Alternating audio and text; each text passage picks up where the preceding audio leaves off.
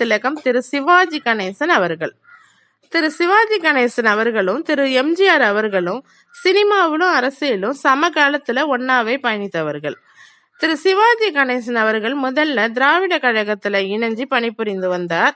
பேரறிஞர் அண்ணா திமுக கட்சியை தொடங்கிய போது 1949 திமுகவுல இணைஞ்சாரு. அப்போ திமுகவுல சில கருத்து வேறுபாடுகள் ஏற்பட்டதுனால முன்னாள் திமுக உறுப்பினர்களால தொடங்கப்பட்ட தமிழ் தேசிய கட்சியில இணைந்தார். பின்னர் காங்கிரஸ் கட்சியுடன் சேர்ந்து தீவிர காங்கிரஸ் தொண்டராக திகழ்ந்த திரு சிவாஜி அவர்கள் காங்கிரஸ் சார்பா ராஜ்யசபா எம்பியாகவும் இருந்தார். காங்கிரசும் அதிமுகவும் கூட்டணி அமைத்த காலத்துல அது பிடிக்காம கட்சியிலிருந்து விலகினார். பிறகு 1988 தமிழக முன்னேற்ற முன்னணிங்கிற கட்சியை தொடங்கினாரு.